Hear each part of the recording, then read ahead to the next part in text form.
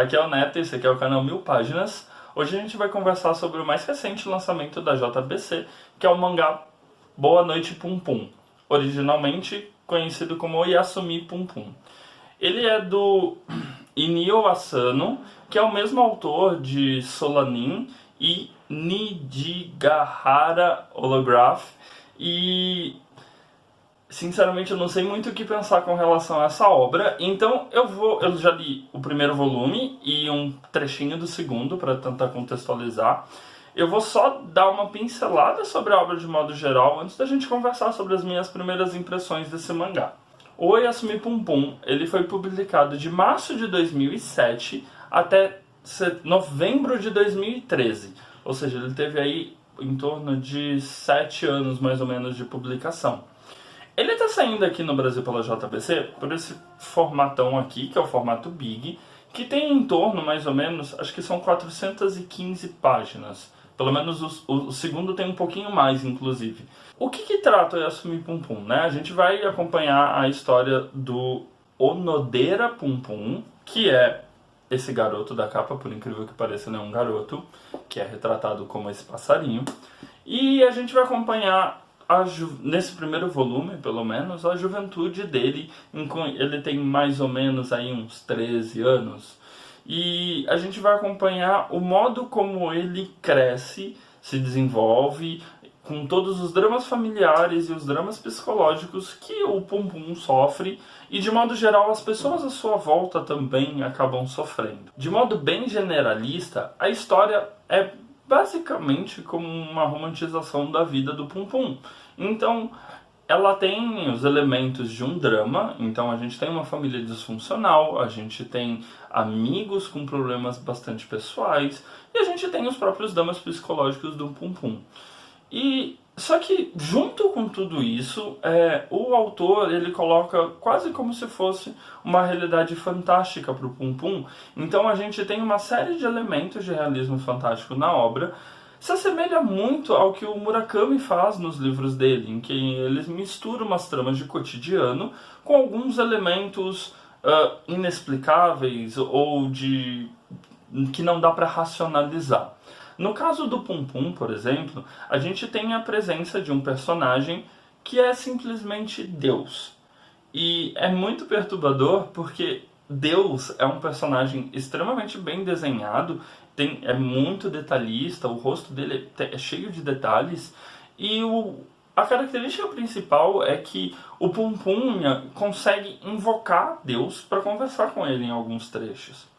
De modo geral, a participação de Deus é muito mais nos momentos em que o Pum Pum está se sentindo sozinho. Então o Pum Pum chama essa figura aparece no quarto, na rua, aonde o Pum Pum está, e aí eles têm alguma conversa bastante niilista, geralmente, sobre o papel do Pum Pum ali, ou o que o Pum Pum está querendo saber de modo geral.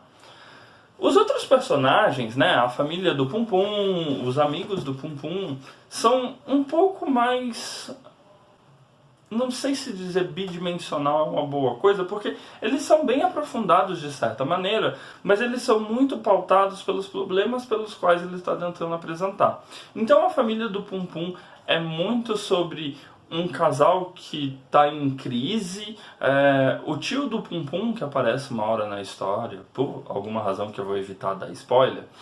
O tio do Pum Pum, ele tem as próprias questões dele com relação a ser um adulto fracassado em certa medida. A gente tem os amigos dele que, apesar de serem crianças, eles têm problemas bem típicos, que vão desde uma criança que claramente sofre de esquizofrenia até um dos amigos dele que sofre com um lar destruído por causa de um pai alcoólatra, por exemplo. E no meio de tudo isso, você vai acompanhando o interesse amoroso do Pum Pum por uma garota que chega na cidade dele, na classe dele, e o que tudo isso acaba desencadeando na vida dele de modo geral. É muito difícil falar sobre Pum Pum sem elencar alguns pontos principais da obra, que eu vou tentar dividir ele basicamente em dois. Algumas questões mais técnicas e algumas questões mais de entendimento e primeiras impressões. De parte técnica, dá pra gente perceber que o autor teve um trabalho muito grande de detalhismo nos outros personagens que cercam a família do Pum Pum, bem como nos cenários. É tudo extremamente detalhista. As ruas, até o lixo na rua ele é extremamente detalhado. E as feições dos personagens, elas são muito realistas, né? Então a gente tem esse choque de um personagem bastante cartunesco e simplório mesmo, que é o design do Pum Pum e da sua família, com um mundo extremamente rico e cheio de detalhes e bastante realista. Algumas outras coisas que chamam bastante atenção é que alguns personagens adultos, nas suas feições, elas são extremamente tensas, seus olhos são extremamente vidrados, o seu sorriso é um sorriso congelado e estático, dando quase uma feição paranoica para essas pessoas. E curiosamente, essas pessoas têm algumas características. Elas são pessoas adultas, elas estão em cargos de liderança e os seus diálogos geralmente sempre são pautados não por ajudar o Pum Pum e a sua família, mas muitas vezes para falar o óbvio. É quase como se o autor quisesse retratar mais um arquétipo daquele tipo de pessoa do que o personagem que ele está tentando retratar em si. E é bem chocante ver esses personagens no decorrer da narrativa, porque eles realmente têm cara de doido e de psicopata. Dito isso, a gente tem algumas características no próprio Pum Pum, que apesar de simples, vão sendo trabalhadas no decorrer do primeiro volume, e acredito que nos outros também. O modo como o autor ele vai desenhando o bico, as formas do Pum Pum, o modo como ele se expressa, se alonga, se encolhe, vai evoluindo no decorrer da narrativa e no decorrer do aspecto psicológico do personagem.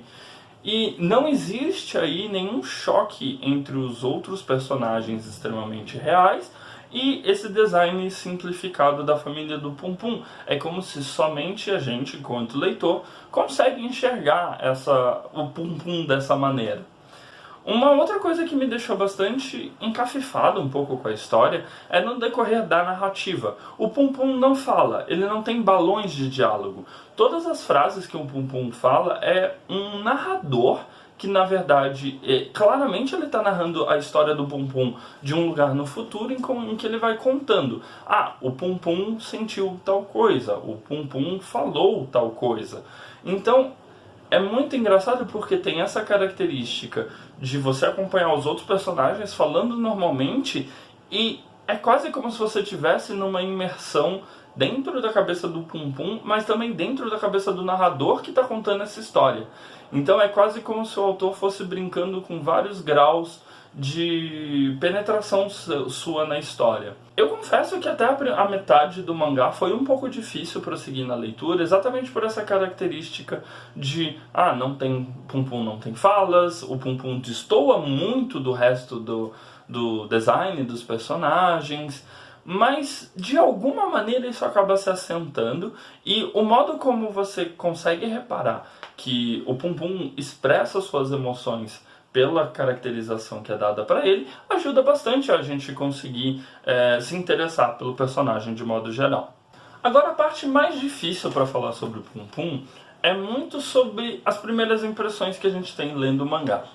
Eu adoraria falar para vocês que eu entendi tudo da obra, todas as suas metáforas, suas figuras de linguagem, o modo como o narrador trata das coisas do passado, ou mesmo como o autor usa esse choque de diferentes traços dentro da obra para contar a história. Mas a verdade é que muitas vezes eu tô lendo e eu sinto que eu tô captando apenas o raso daquela história. Então eu terminei o primeiro volume, eu gostei muito do primeiro volume, tenho bastante interesse em continuar, mas eu não tenho a sensação que eu estou entendendo 100% do que o autor está querendo retratar. É muito engraçado essa sensação de ler uma obra na qual você percebe que existe alguma coisa ali que talvez você não esteja conseguindo captar.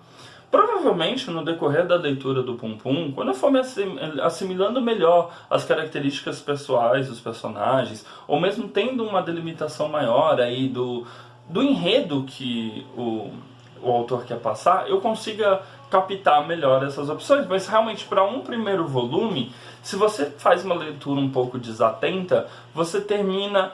Ah, eu entendi o que quis ser passado aqui, mas eu não sei se eu consegui me aprofundar no que quis ser passado. E isso não necessariamente é ruim. É bom a gente ter essas obras no Brasil, de mangás, até mesmo de livros, em que a gente tem essa sensação e tem essa possibilidade de se aprofundar em discussões.